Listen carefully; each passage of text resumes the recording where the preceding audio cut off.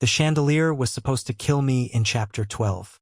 I knew that because I had complained about the scene online 3 days before waking beneath it, wearing Lord Elias Ven's face while 600 pounds of crystal tore loose from the ballroom ceiling. I did not have time to scream. A maid in a black dress hit me from the side, and we crashed behind a marble pillar as the chandelier exploded across the floor where I had been standing. The guests shouted. Musicians dropped their instruments. The maid stayed over me with one hand braced beside my head, breathing hard enough for a loose strand of black hair to tremble against her cheek. "Please stop standing where the story wants you dead," she whispered. That sentence frightened me more than the falling chandelier. My name had been Elias Ven before I arrived here, which would have been convenient if the character I inhabited had not also been named Elias Ven. In my world, I had been a 26-year-old copy editor who read cheap fantasy novels during train rides. In this world, I was a minor viscount's son with 12 chapters of relevance and one spectacular death scene. The novel was called The Crown of Glass and Briars. I had finished all 312 chapters. Elias existed mainly to expose the corruption of House Ven, insult the first heroine at a banquet, and die under a chandelier so the male lead could investigate who loosened the chain. His funeral occupied 4 paragraphs. I intended to improve on that. The maid helped me stand while nobles stared. Her name was Maricel Quaid, and that was the first problem. I remembered every major character in the novel. Maricel was not one of them. There had been a nameless maid in House Ven who appeared twice, once carrying breakfast and once running from a kitchen fire. No description, no dialogue, no surname. This woman had long black hair tied with a dark red ribbon, pale gray eyes, and the steady posture of someone who had expected the ceiling to attack me. A guard rushed over to ask whether I was injured. Maricel answered before I could. "His left wrist is bruised, his shoulder will swell, and he needs to avoid stairs tonight." I looked at my wrist. A bruise was already forming. "How do you know that?" She lowered her gaze. "I saw how you landed, my lord." Reasonable. Then she added, "The east staircase breaks at midnight." Less reasonable. I stopped using the east staircase. At 12:14 it collapsed. That was when I stopped treating the chandelier as luck. I spent the night locked in my room with a copy of The Crown of Glass and Briars open on my desk. It should not have existed. I had discovered the book inside Elias's writing cabinet the first morning after transmigrating. Same title, same cover illustration, same author name, but the final 2/3 of the pages were blank. Only the story up to the current day remained printed. Chapter 12 ended with one sentence. Elias Ven died before the first snow. Someone had drawn a thin red line through it. The ink was fresh. I touched it. It smelled faintly metallic. Blood. I closed the book and did not sleep. The next morning Maricel entered carrying tea. I watched the cup as if it might confess. She set it beside me and placed a plate of honey biscuits near the book. "You dislike breakfast when you are frightened. I dislike breakfast when people know things they should not." Her hand paused above the saucer. I opened the novel to the crossed-out death sentence. "Do you know what this is?" Maricel looked at the page. "No." Her answer came smoothly, but her thumb had begun rubbing the red ribbon around her wrist. Not her hair ribbon, a second one. I had seen that exact strip of cloth used as a bookmark inside the book. I asked where she got it. "My mother." "What was her name?" "Leora." I remembered no Leora Quaid. That did not prove anything. The novel contained thousands of unnamed servants. I changed direction. "What happens today?" Maricel's eyes lifted. "Today, if I stand in the wrong place again." She remained quiet long enough that the tea stopped steaming. Then she said, "Do not drink from any cup with a silver rim." I looked at the cup she had brought. Porcelain. No silver. At lunch, House Ven's steward served wine in silver-rimmed goblets. I poured mine into a flower vase. My father drank his. Nothing happened. My uncle drank his. Nothing happened. A visiting baron took the seat originally assigned to me after I claimed the sunlight hurt my eyes. He collapsed before dessert. The physician called it heart failure. I smelled bitter almonds when they carried the goblet away. That scene was not in the novel. It should have been. In the original chapter, Elias drank poisoned wine after surviving the chandelier long enough for the male lead to question him. The poison weakened him, and the chandelier finished the job. The story was trying alternatives. Someone else was changing them. I spent the next 2 days pretending to be a coward. It helped. People underestimate a man who suddenly refuses balconies, horses, sharp cutlery, candles, staircases, and any room with decorative masonry. Maricel never laughed. She simply adjusted. She moved my breakfast to the ground floor study, replaced glass cups with clay, sent the carriage away before a wheel split on the road, removed a decorative sword from the guest hall hours before it fell from its mount. Every time I asked how she knew, she gave a different practical explanation. Old wood, loose fixtures, bad weather, poor stable maintenance. Her answers were plausible enough that arguing made me sound unstable. So I stopped asking. I began watching her. That was how I noticed she never entered my room without gloves. Black gloves in the morning, white gloves during meals, thin gray gloves in the garden. A maid who polished silver might wear gloves. A maid who washed blood from her fingertips might also wear them. My original plan had been simple. Survive Chapter 12, avoid the main plot, sell House Ven's Western Vineyard before the family scandal destroyed its value, and move to a coastal town that did not contain cursed crowns or murderous aristocrats. The novel had given Elias 6 months before House Ven collapsed. I thought that was plenty. Then the first heroine arrived 3 weeks early. Lady Aurelia Keith was supposed to enter the story at the Royal Academy in Chapter 18. She was the Duke's daughter whose investigation into illegal artifact trading eventually exposed House Ven. In the book, Aurelia was clever, polite, and annoyingly brave. The woman who entered our drawing room wore a travel cloak covered in rain and carried a knife hidden beneath her sleeve. She looked directly at me. "I have come to kill Lord Elias Ven." My father dropped his teacup. I almost applauded the efficiency. Maricel stood behind my chair. She did not look surprised. Aurelia pulled the knife. 3 guards moved. She was faster. The blade crossed the room toward my throat. Maricel caught Aurelia's wrist with one hand. No dramatic spell. No shouted warning. Just one precise movement. Aurelia's knife stopped 2 inches from my skin. Maricel twisted. The knife hit the carpet. Aurelia screamed. My maid smiled gently. "Please do not point kitchen tools at my employer." Aurelia stared at her. "So it is true." I stood. "What is true?" She looked at me with pure hatred. "You murdered my brother." I had never met her brother. In the novel, Elias had not either. I asked when. "Last winter." I had arrived in this body 6 days ago. The original Elias had spent last winter gambling in the capital.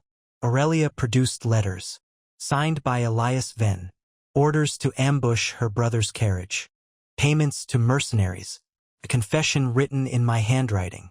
Every document looked real. The novel had rewritten my role, not just events, history. I reached for one letter. Maricel took it first. Her expression did not change, but her gloved fingers tightened around the paper.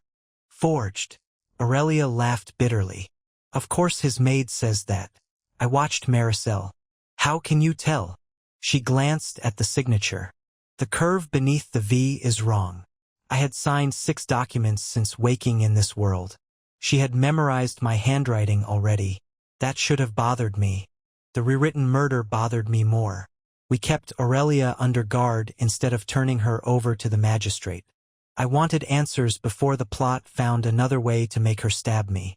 She refused food until I entered the guest room alone. Maricel stood outside the door. I knew because I could see the edge of her shadow beneath it. Aurelia told me her brother died 3 months earlier after investigating black market relics. Witnesses blamed House Ven. Records showed my personal seal on a payment ledger. None of that existed in the novel I read. I asked whether she remembered ever hearing anything different. She frowned. "Different how?" I described the original story without calling it a novel.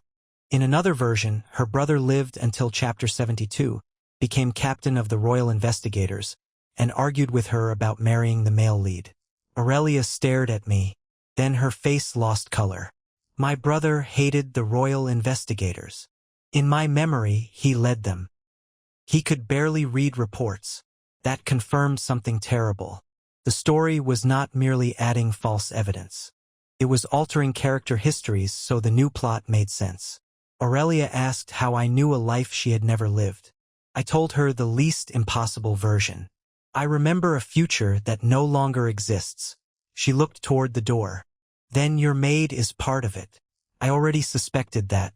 Aurelia had seen Maricel once before, at her brother's funeral, standing behind the cemetery wall, wearing a red ribbon. Maricel denied attending. Aurelia called her a liar.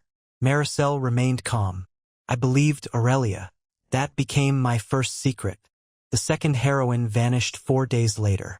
Serena Dom, royal knight and secondary love interest, was supposed to arrest me after Aurelia's accusation failed. Instead, every portrait of her disappeared from the palace registry. Her family mansion stood empty.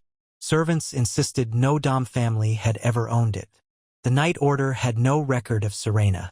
I remembered her entire arc. Everyone else remembered nothing. Everyone except Maricel. I tested her at dinner. Do you think Serena preferred swords or spears? Maricel poured soup. Swords. The ladle stopped. I smiled without humor. Who is Serena? Maricel looked down. I misspoke. You remembered someone the world erased. Her face remained composed. I felt fear move from suspicion into certainty. What did you do to her? Nothing. The word came too quickly. I stood. The table between us suddenly felt small. You knew the staircase would break. You knew the poison. You knew Aurelia was coming. You remember Serena. Maricel's voice softened. You are alive. That is not an answer. It is the answer that matters. I left the dining room. She did not follow. That bothered me more than if she had. I packed a bag before midnight. Money, food, 2 shirts, the living novel, Aurelia's copied letters. I planned to ride north before dawn and disappear into the border provinces. The stable burned at 2 in the morning. Every horse survived. Every saddle did not. I stood in the courtyard watching leather and timber burn while servants carried water. Maricel appeared beside me wearing a night robe beneath a dark cloak. Fortunate no one was hurt. I turned toward her. Was it? Her eyes met mine. The fire reflected red across her pale irises. I told you the roads are dangerous. You told me no such thing. I am telling you now. I went back inside. Not because she won. Because I finally understood the shape of the board. Running without knowing her reach would be stupid. I needed proof. Proof arrived beneath her bed. I did not search her room dramatically. I waited until the servants gathered for morning inventory after the fire, borrowed the housekeeper's key, and entered while Maricel supervised kitchen repairs. Her room was smaller than mine. Bed, wardrobe, writing desk, washstand. Nothing luxurious. Nothing suspicious. Then I noticed the floorboard beneath the bed had no dust along one edge. I pried it up with a fireplace poker. Underneath were pages. Dozens. Torn from the crown of glass and briars. Some were printed. Some were handwritten. Every handwritten line used dark red ink. I read the first page. Aurelia Keith discovers Elias Ven's innocence and becomes his closest ally. A line crossed it out. Aurelia Keith mistakes Elias for her brother's murderer and attempts to kill him. Below that, another line. Maricel Quaid intervenes. I stopped breathing. The next page contained Serena's introduction. Crossed out entirely. Beside it, written in careful script. She has no reason to exist. I turned another. Princess Edivane meets Elias at the winter court. Crossed out.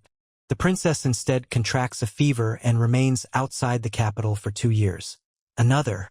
Scholar Tavia Marrow exchanges letters with Elias regarding artifact law. Crossed out. Her letters burn before delivery. Another. Lady Kasia Roan becomes engaged to Elias to save House Ven. Crossed out so violently the paper had torn. That single word had been written beneath it.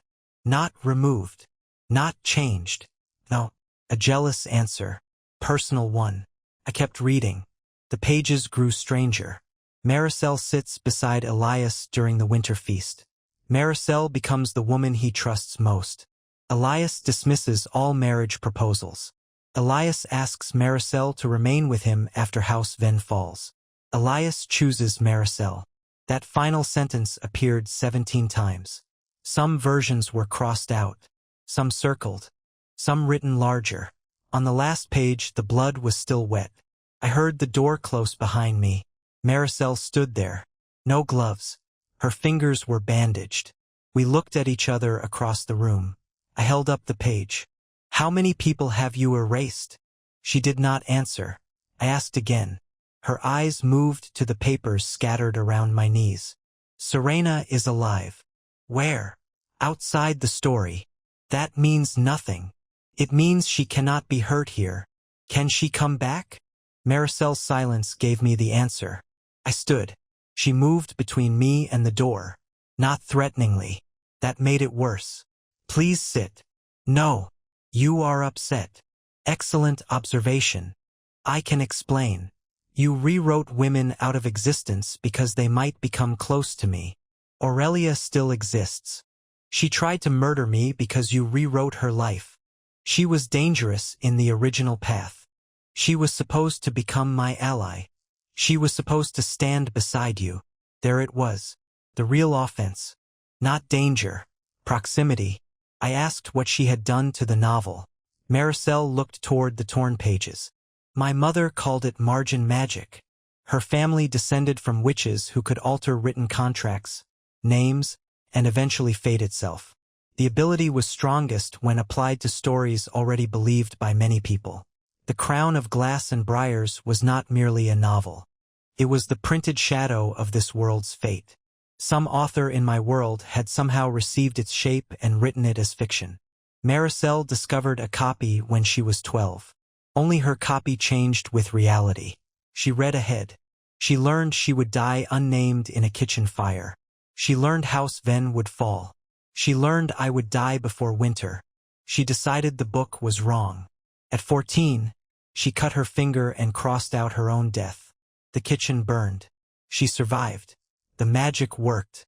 I looked at her bandaged hands. How many times have you used it? She smiled faintly. Enough. Every change demanded blood. Small revisions needed drops. Removing a major character required far more. Changing history could leave her feverish for days. I asked why she had not simply crossed out my death once and stopped. I did. The chandelier still fell. The story corrected itself. Poison. Stairs. Carriage. Each time she removed one death, fate searched for another. My role was too deeply tied to the structure. I needed to survive chapter 12 for the story to lose its claim. So you protected me. Yes. That part one understand. Her face brightened slightly. I held up the page about Aurelia. This part one do not.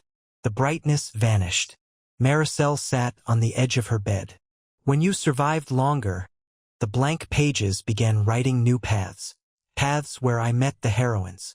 Paths where one of them helped me escape House Ven. Paths where another became my fiancé. Paths where I forgot the maid who had bled to keep me alive. You did not know I existed in the original version, she said. That is not my fault. I know. Then why punish them? Because the story keeps trying to replace me. I stared. I was here first. Her voice never rose. That quietness made the words heavier. I cleaned your wounds. I learned which books you hated. I stayed awake when the ceiling tried to kill you. I know how you take tea. I know which hand cramps when you write too long. I know you pretend not to fear thunder because your father used to call it childish. I had never told her about thunder. The original Elias might have. Or she had watched him before I arrived. That question came out before I considered the answer. How long have you watched me? Maricel looked at me. Which you? Cold moved through my stomach. She knew. Not merely that fate changed. She knew I was not the original Elias. I closed the distance between us. How? The book changed the morning you arrived. She described the page. Elias Venn wakes after a fever. Then the words blurred. A second line appeared beneath it. Someone else is looking through his eyes. Maricel had read it before bringing breakfast. She knew from my first day. Why did you say nothing? I liked you better. That was so blunt I almost laughed. The original Elias had been arrogant, careless, and cruel to servants. I apologized to kitchen staff, fixed my own cuff buttons, asked Maricel's opinion instead of issuing orders, gave a stable boy my coat after rain. Small things. To her, they were proof that fate had delivered a different man into the same face. She fell in love with the interruption. Then she became terrified the story would take it away. I understood the fear. I did not accept the methods. I told her to restore Serena. Maricel's face closed. Why? Because you erased her. She is not suffering. She is not living. She would stand between us. That is not a reason to delete a person. Her hands clenched in her lap. You would choose her? I do not know her. That is worse. I stared at her. She looked away. The conversation had reached a wall. I took the torn pages. She stood. Leave those. No. Elias. You want trust? Start by surviving me holding paper. Her eyes sharpened. The door slammed shut behind me without anyone touching it. I looked back. Maricel remained beside the bed. Blood seeped through one finger bandage. The lock turned itself. That was the first time she used magic directly against me. I did not move. Neither did she. Open it. She whispered. You will take the pages to Aurelia. Yes. She will convince you I am a monster. She does not need to. Maricel flinched. I regretted the cruelty immediately. Not enough to withdraw it. Her eyes filled. The lock clicked. I opened the door. Before leaving, I said, if you ever lock me in a room again, I will spend whatever life I have left finding a way to get away from you. That reached her. She did not follow. I brought the pages to Aurelia. Her reaction to blood-written fate was more practical than mine. Can we make her rewrite my brother alive? No. How disappointing. She examined the pages for patterns. Aurelia had spent years investigating relic smugglers in the original story. Even rewritten into a would-be murderer, her mind still worked the same way. She noticed each altered paragraph preserved one original word. A name, place, an object. Margin magic could bend fate, but it needed anchors. To remove Serena, Maricel had anchored the change to Blackglass Abbey. To redirect the princess, she used the winter fever outbreak at Cyril. To rewrite Aurelia's brother, she used House Venn's real smuggling ledgers. The magic worked best when changes could attach to existing possibilities. It did not create from nothing. That meant we could reverse it. Maybe. Aurelia wanted to try immediately. I stopped her because cutting random lines into a cursed book seemed like how side characters become cautionary tales. We needed someone who understood forbidden magic. In the novel, that person was the original villain, Duke Rovan Edrith.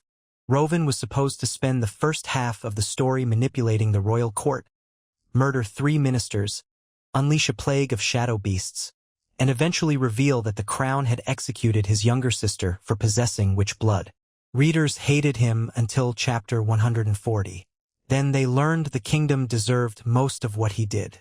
I had always considered him the best-written character. Meeting him in person was less appealing, especially because he was supposed to try killing Elias Venn in chapter 23. We were currently living chapter 14. I preferred scheduling the murder attempt. Aurelia and I traveled to Rovan's estate under the excuse of discussing House Venn's artifact debts. Maricel did not come. She did not ask. That silence followed me harder than footsteps. Before leaving, I found a small red thread bookmark tucked inside my coat pocket. No note, just the ribbon. I almost threw it away. Instead, I placed it inside the living novel. The road to Edrith Manor took 1 day. Nothing tried to kill me. That worried me. The story had been aggressive for weeks. A quiet day felt like an ambush taking a lunch break. Rovan met us in a library with no guards. He was 30, dark-haired, pale-eyed, and much less theatrical than the illustrations suggested. He read House Ven's fake ledgers. Then he looked at Aurelia. "You believe this man remembers another version of your life?" "Yes." He looked at me. "You believe your maid edits fate with blood?" "Yes." He poured himself tea. I was expecting a boring afternoon. Rovan already knew about margin witches. His sister had been one. Not metaphorically. Not secretly in the final chapters. Literally. The crown executed her after discovering she could alter royal decrees by writing between the lines. Rovan spent 10 years studying the magic that killed her. He had never succeeded in using it himself because the gift passed through specific bloodlines. Quaid was one of them. Maricel's family name made his expression change. "Leora Quaid?" I leaned forward. "You knew her?" "She worked in the Royal Archive." Maricel's mother had not been an ordinary servant. Leora Quaid helped conceal records of witch children during the Crown's purge. Rovan's sister survived 2 extra years because of her. Then Leora vanished. Rovan believed she died. I told him Maricel said her mother taught her margin magic. He asked when. I realized I did not know. That became another question. Rovan examined the torn pages. His fingers stopped at Serena's erasure. "This is not stable." Aurelia asked what that meant. "When you remove a character with existing consequences, the world must replace those consequences." He pointed toward 3 nearby sentences. Serena's arrest of a smuggler had been reassigned to an unnamed guard. Her friendship with the princess disappeared. A duel she won never happened. The more important the erased person, the more repairs the story had to invent. Eventually, the repairs contradicted each other. Then reality would begin producing gaps. Blank spaces. People remembering events no one performed. Buildings with rooms leading nowhere. Children without parents. Cities losing roads. The novel would collapse while trying to obey incompatible revisions. I thought of Serena. How long? Rovan looked at the number of altered pages. Not long enough for comfort. We needed to restore removed characters before the story began breaking visibly. Aurelia asked how. Rovan said margin magic could be reversed by the original writer, the reviser, or a stronger anchor. We did not have the author. Maricel was unlikely to cooperate. That left anchors. If we found an object strongly tied to Serena's original role, we might force her path back into reality. I remembered one. Her sword. In the novel, Serena carried a blade named Morolite from childhood. The Royal Armory stored it after her disappearance from the rewritten world because nobody remembered its owner.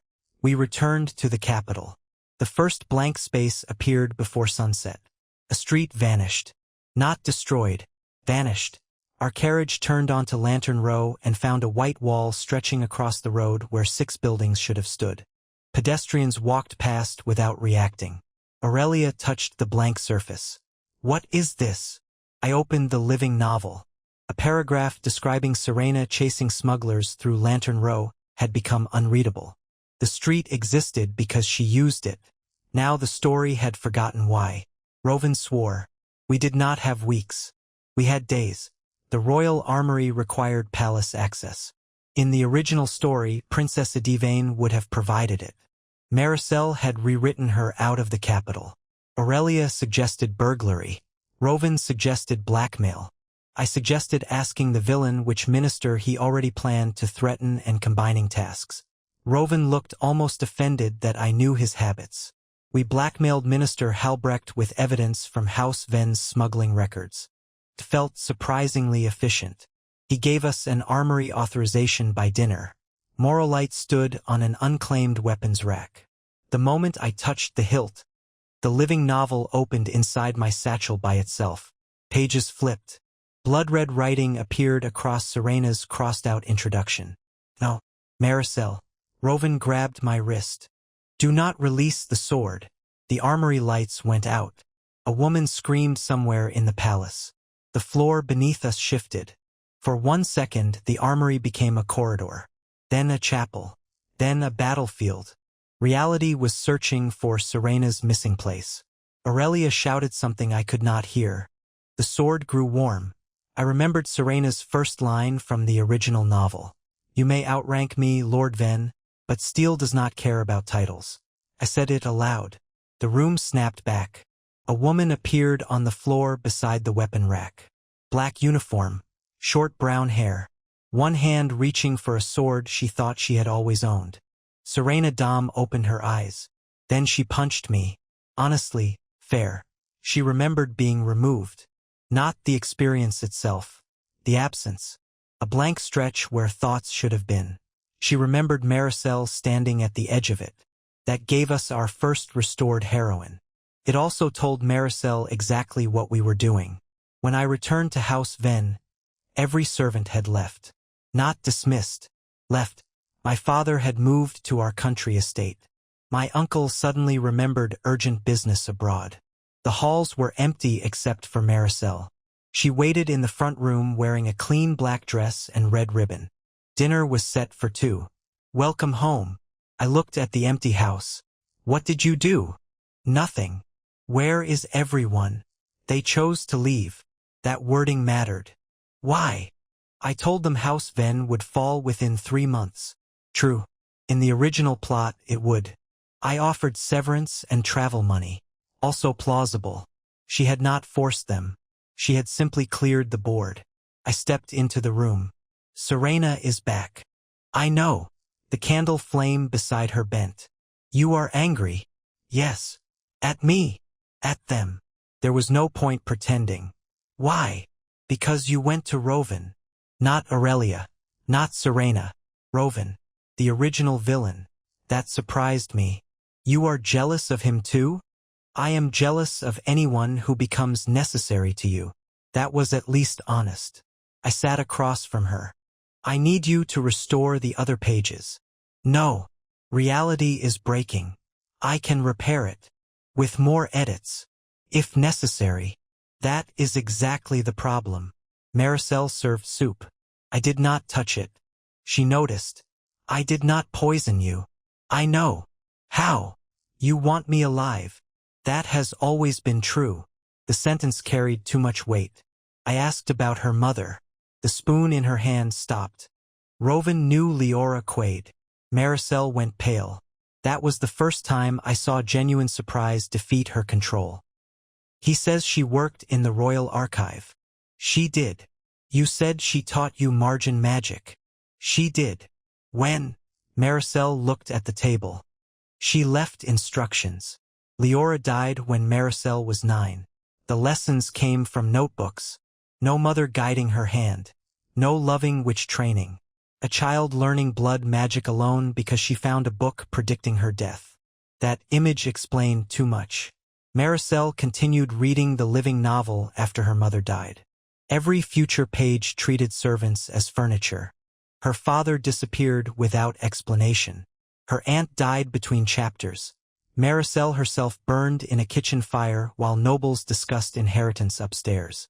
She concluded that being unimportant was another kind of death sentence. So she learned to write herself into relevance. First survival, then access, then proximity, then me. I asked when obsession became love. She gave the most unsettling answer possible. I do not know the difference anymore. I believed her. That was the problem. The next heroine returned differently. Scholar Tavia Marrow, the magical historian who should have exchanged letters with Elias, had not been erased completely. Maricel had burned the correspondence instead. Tavia still existed. She simply believed House Ven had ignored her research. We found her at the academy. She disliked me on principle. That was easier than non-existence. Tavia studied the living novel under wards. She confirmed Roven's theory and added something worse. The book was beginning to reject Maricel's edits. Every correction required more blood because the world had developed resistance. Eventually, she would need enough blood to kill herself. I looked at the red lines filling the pages. Maricel had been bleeding for months, possibly years. Tavia asked whether I cared. I hated the question. Yes. Even after what she did? Yes. That makes this inconvenient. No kidding. We needed Maricel alive to restore the structure safely. We also needed to stop her from becoming the only remaining heroine through attrition. Tavia identified 3 major altered paths still destabilizing the story. Princess Edivane's absence from court. Aurelia's murdered brother. Lady Kasia Roan's removed engagement. The princess could be restored through the royal winter seal. Kasia through her family contract. Aurelia's brother was harder. He was dead because Maricel had rewritten the past. Restoring him might require reversing months of history. That could kill people whose lives now depended on the changed timeline. Aurelia went silent. For the first time, revenge became less simple. Her brother's death had shaped her current choices. Undoing it could erase the person she had become. She chose not to attempt it yet. That mattered. Choice. The word kept returning. Maricel had built her entire relationship with me around preventing choices she feared. Now the only path forward required everyone making them voluntarily. The princess restoration almost failed. Edivane's winter seal had been moved to a monastery because the current timeline said she had taken religious vows after illness. We traveled there with Rowan and Serena. Tavia stayed behind to monitor the novel. Maricel followed us without being invited. I noticed her carriage 2 miles outside the capital. She did not hide well. Rowan noticed too. She is going to kill me. No. You sound uncertain. I am optimistic. That is worse. We reached the monastery by dusk. Maricel waited outside the gate. I walked back to her alone. Why are you here? To keep you alive. We have 3 armed people and a duke with enough enemies to qualify as military experience. I know. Then go home. Her eyes moved toward the monastery. Edivane was going to marry you in one branch. She was not. In the blank pages, she was. I hated how much the unwritten future had fed her fear. Even if she wanted to, I decide.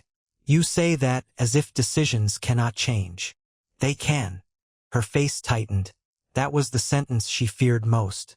Love could change. People could leave. No magic could make choice permanent without destroying it.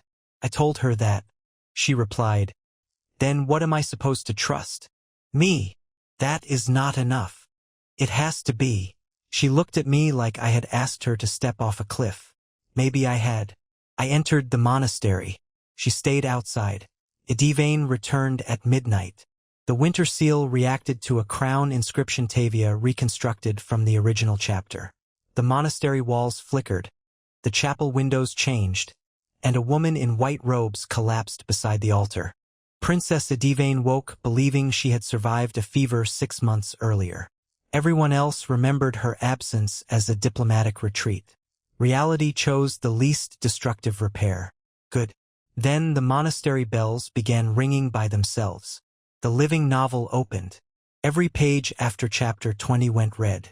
Maricel had started writing. I ran outside.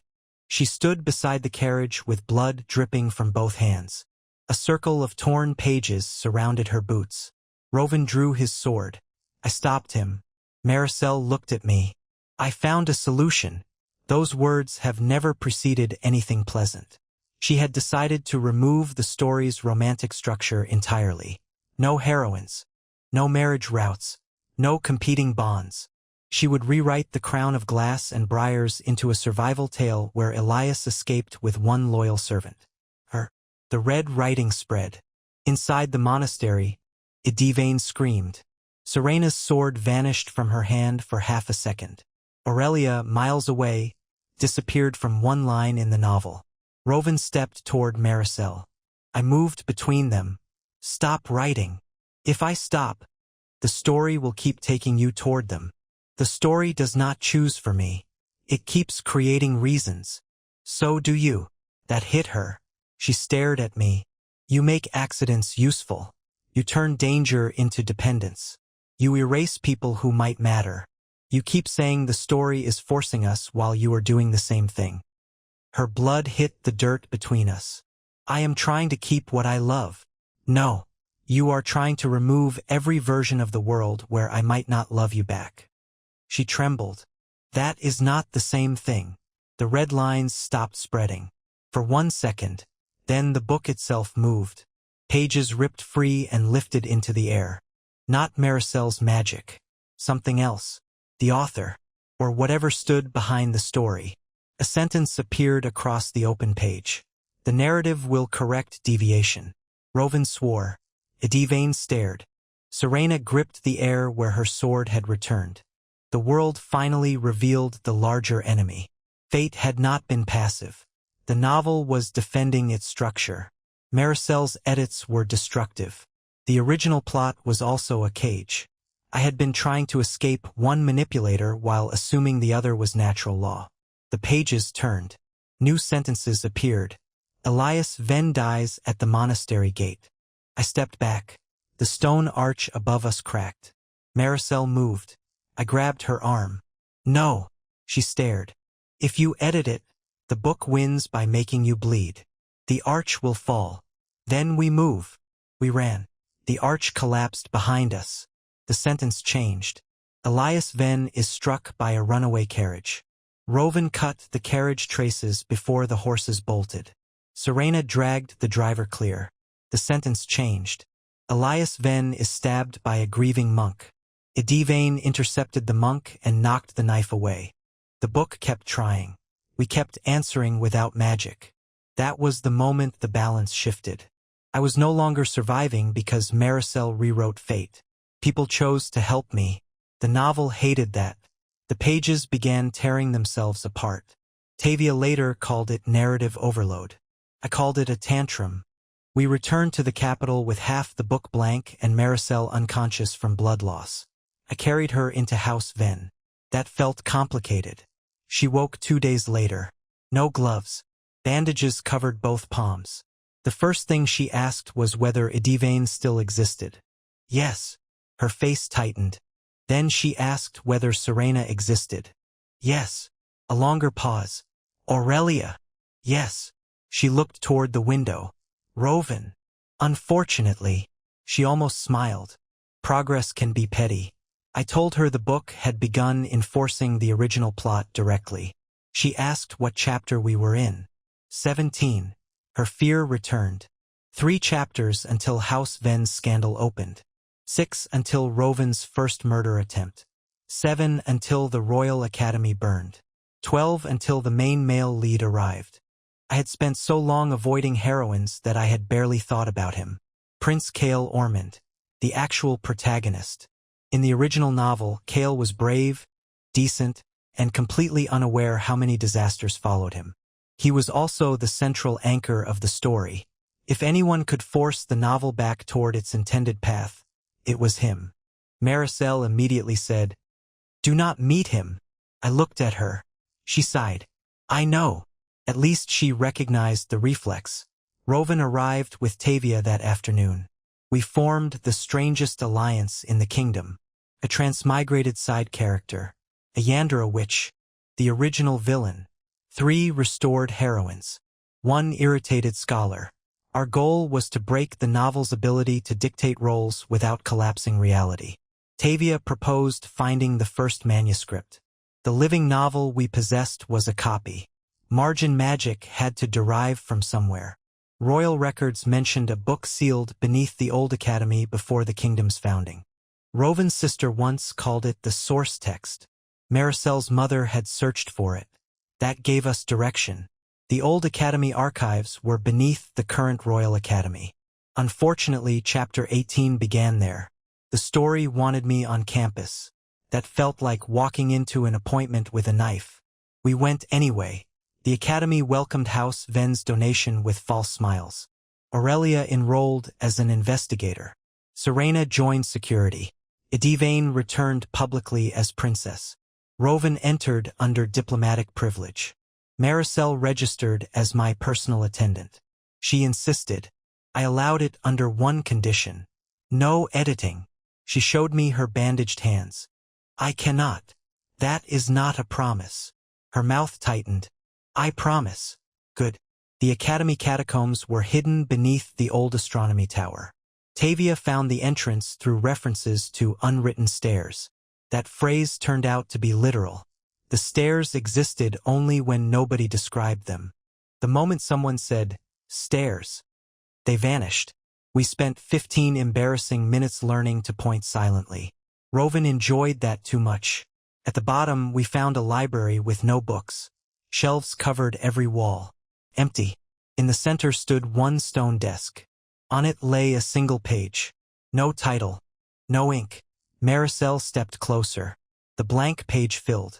Maricel Quaid, minor servant. Dies in kitchen fire. She stopped breathing. I saw the child she had been in her face. Not the witch. Not the jealous woman. A 9-year-old girl discovering the world had already decided how little she mattered. I reached for her hand. She let me. The page changed. Elias Venn, minor noble. Dies before first snow. Then Rovan. Rovan Edrith, villain. Dies by the prince's hand. Aurelia. First heroine. Serena. Second heroine. Edivane. Political heroine. Tavia. Expositional support. She looked offended. The page was assigning roles. Not predicting people. Reducing them. Tavia placed a crystal lens over the page. Hidden writing appeared beneath the roles. Belief creates stability. Stability creates fate. The world followed the story because enough minds, across worlds or timelines, believed the structure. The author in my world had not created this place. They had received a version of its fate and amplified it by publishing. Readers became anchors without knowing. Millions expecting Elias to die made his death harder to avoid. That explained why Maricel needed so much blood. She had been fighting an audience. I laughed once. Everyone looked at me. Sorry. I just found out book reviews are metaphysical violence. Tavia ignored me. We needed to sever the belief anchor. Destroying the first manuscript would not work. It might erase the world. We had to rewrite its rule. Not specific outcomes. The rule itself. Maricel understood before anyone else. Choice. The page reacted. A line appeared. Characters cannot choose outside assigned roles. I looked at her. Can you change that? With enough blood. No. She glared. We are not solving blood magic by letting you bleed to death. Rovan asked whether multiple writers could share the cost. Tavia said only a margin which could alter the source. Maricel smiled faintly. That expression worried me. No. I did not say anything. You smiled like a bad idea. I have many. Keep them.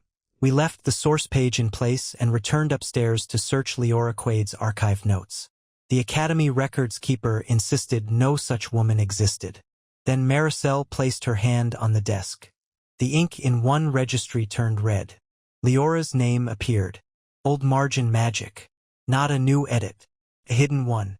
Her mother had concealed herself from the purge by writing her name between other records.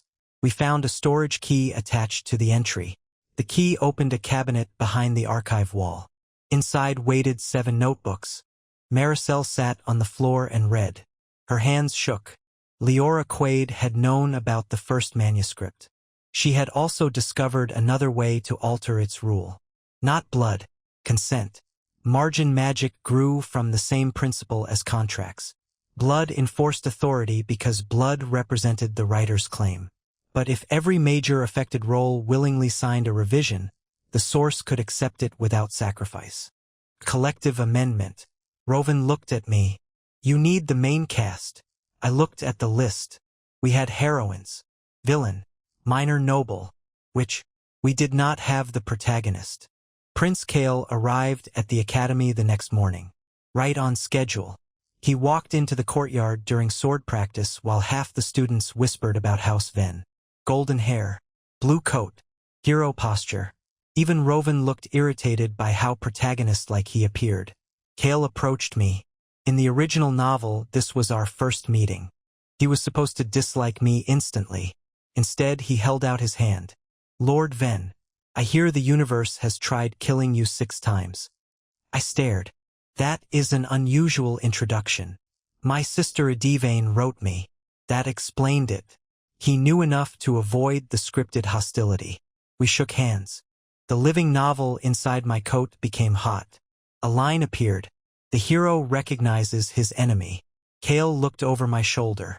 Maricel stood behind me. Her expression had gone cold. I whispered, "Do not." I promised. Her fingers were bleeding through the bandage. She had not cut them. The book was drawing blood from her anyway, because she was resisting her assigned role. The first manuscript considered her an unauthorized character. It wanted to remove her. That was the irony. Maricel had spent years deleting other women to secure her place. Now the source text intended to delete her for the same reason. I took her hand. The bleeding slowed. The book reacted to choice. Interesting. Kale saw it too. Did that help? Yes. He took Rovin's hand. Nothing happened. Rovin looked disgusted. Worth testing, Kale said. I liked him immediately. That was inconvenient for the book. We gathered everyone in the Academy's sealed archive. The amendment required signatures from each major role whose path intersected the source conflict. Kale, Edivane, Aurelia, Serena, Rovin, Tavia, me, Maricel. Kasia Roan remained unresolved. Her engagement route had been removed, but she still existed somewhere. We needed her consent too. Maricel knew where. Of course, Kasia had been rewritten into a convent in the Western Hills. Not erased, just redirected so she would never meet me. We traveled there. Kasia greeted us with a broom. She hit me before explanations. Apparently being sent to religious life without remembering why creates resentment even when memory is altered. Maricel accepted a broom strike to the shoulder without complaint. Kasia listened to the story, then asked one question. Was I actually supposed to marry him? In one possible route, Maricel said. Kasia looked at me. No offense. None taken. I would rather keep the convent. Excellent. Maricel looked confused. A heroine had chosen not to pursue me. Nothing collapsed. No rivalry. No threat. Just a woman choosing another life. I watched that realization reach her. Kasia signed. We returned to the Academy before the story could invent another death. The amendment was simple. That made it powerful. No person shall be bound to a role, relationship, death, or allegiance solely because the narrative assigns it. Every life may diverge through conscious choice. Tavia insisted on the phrase conscious choice. Rovin added allegiance. Serena added death. Maricel added nothing. I asked if she wanted to. She stared at the page, then wrote one line beneath the amendment. No love shall be made true by removing every alternative. I read it twice. She looked at me. That is mine. Keep it. We descended to the first manuscript. The blank page waited. Roles appeared as we entered. Hero, villain, heroines, witch, minor, noble. Kale signed first. The page shook. Rovin signed second. The walls cracked. Aurelia, Serena, Edivane, Tavia, Kasia. Each signature weakened the labels. I signed. Minor, noble flickered. Maricel held the pen last. Her hand hovered. The page changed. Maricel Quaid may become the sole heroine. A temptation. The source knew exactly what she wanted. Another line appeared. Remove the others and Elias will remain. Her breathing changed. The room went quiet. Nobody threatened her. Nobody reached for the pen. This choice had to be hers. Maricel looked at Aurelia, Serena, Edivane, Kasia, women she had treated as obstacles. Then at Rovin, Tavia, Kale, people she had feared would become more necessary than her. Finally, me. If I sign, she said, you may leave. Yes. You may love someone else. Yes. You may decide I have done too much. Yes. Her eyes filled. I hate this amendment. I know.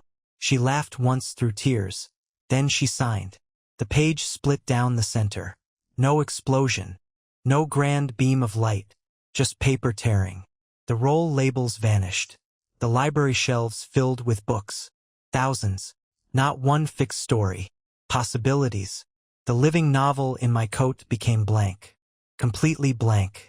We stood there listening to pages settle. Then the Academy bells rang for lunch. Reality continued. That felt almost suspiciously normal. House Ven's scandal still happened. Some consequences belong to actual crimes, not narrative control. My father had knowingly ignored artifact smuggling. My uncle had taken bribes. The family lost half its estates. I sold the Western Vineyard before creditors reached it. That part of my original survival plan finally worked. Aurelia's brother remained dead. She chose not to reverse his death because doing so might overwrite lives formed afterward. Instead, we exposed the real smugglers who had killed him in the revised timeline. The truth was messy. She accepted messy. Serena returned to the Royal Knights and spent months explaining why everyone had conflicting memories of her service record. Edivane refused 3 political marriages. Kasia remained at the convent and became its financial administrator. Tavia published a paper titled Narrative Determinism and Collective Consent. Almost nobody understood it. Rovan bought 20 copies to annoy the palace. Kale became prince without becoming anyone's automatic romantic reward. That may have been the most revolutionary outcome. Maricel faced consequences too. Not prison. Margin magic had no law yet. But Aurelia demanded restitution for the false murder history.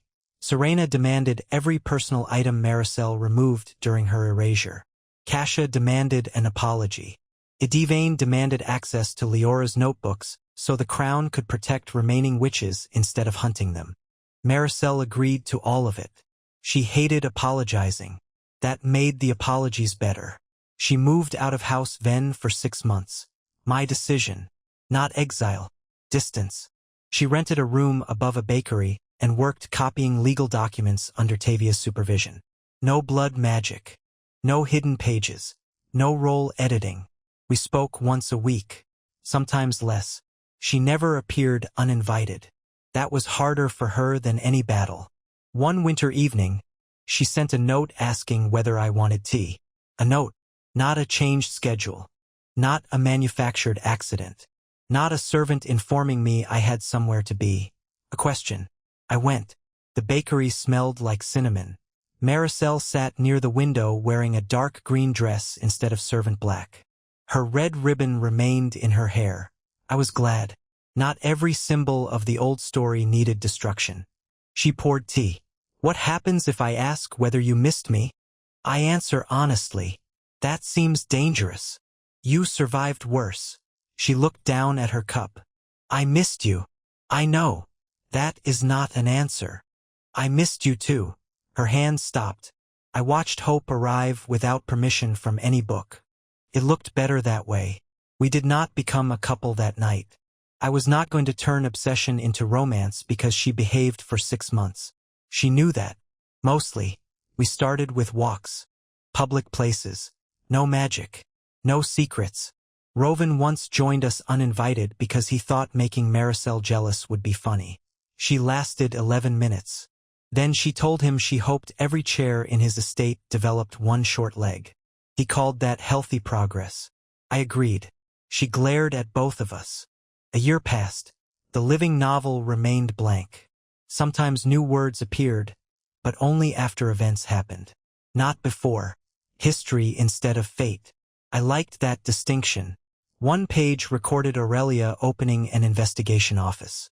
Another recorded Serena's promotion. Another described Kasia refusing to return to court. The book had become a witness, not a jailer. Maricel never wrote in it. She asked once whether she could add my birthday. I said yes. She used ordinary ink. Black. No blood. That mattered more than the sentence. 2 years after the first manuscript amendment, I opened a small publishing house in the coastal city of Belmare. That had not been part of the original novel. I chose it because I wanted books without living inside one. Tavia sent manuscripts. Kale funded translations. Rovan submitted anonymous political essays that were obviously written by him. Aurelia threatened to arrest him for defamation. Business was good. Maricel moved to Belmare later. Not into my house. Into an apartment across the square. Her choice. My approval was not required. That was important too. We began dating 3 months after she arrived. She asked. I said yes. Simple. Terrifying for her. Peaceful for me. Her jealousy did not vanish. A woman once spent 20 minutes discussing a manuscript with me, and Maricel broke 3 cool tips in the next room. She did not rewrite the woman into a criminal. Improvement. I bought stronger quills. Maricel accused me of mocking her recovery. I said I was adapting infrastructure. She threw a cushion at me. No blood magic. Excellent. The red ribbon became our recurring argument. She claimed I stared at it. I claimed it was bright enough to qualify as a warning flag. She said that was rude. I said accurate warnings save lives. She laughed. The old fear still surfaced during bad nights. She would wake convinced the world could edit her out again. Sometimes she checked whether I was still in the room. I stopped pretending not to notice. I told her where I planned to be. Not because she had the right to track me. Because reassurance given freely is different from surveillance taken secretly. She learned that difference slowly. So did I. 5 years after I transmigrated, the original chapter 12 anniversary passed during a summer storm. I remembered the chandelier. Maricel remembered it more clearly. We were eating dinner when thunder shook the windows. She looked toward the ceiling. I looked too. Nothing fell. Good ceiling. I raised my glass. No silver rim. She stared, then started laughing. I had not heard that laugh during the first year. Too open, too careless. The kind of sound someone makes when they no longer expects the world to punish happiness immediately. I liked it. Later that night, the living novel opened by itself on my desk. One sentence appeared. Elias Venn chooses. Then the ink stopped. The page waited. I looked at Maricel. She stood beside the desk. Neither of us touched the book. The sentence faded. Good. The story did not get to finish that thought. I did. I took her hand. She looked at me. No manuscript? No. No fate. No. No heroine role? Absolutely not. Her mouth curved. Then what am I? I thought about the nameless maid who was supposed to burn in chapter 8. The witch who bled against a story until it bent. The woman who erased rivals because being unnecessary terrified her more than being hated. The person who eventually signed away the only guarantee she ever trusted. You are Maricel. She went quiet. Apparently that answer mattered more than all the titles she had tried to steal. She leaned against my shoulder. Outside, rain hit the windows. No pages moved. No red ink appeared. Nobody vanished. Nothing forced us into the next scene. For once, the world had no idea what happened after that. Neither did I. That was exactly how I wanted it.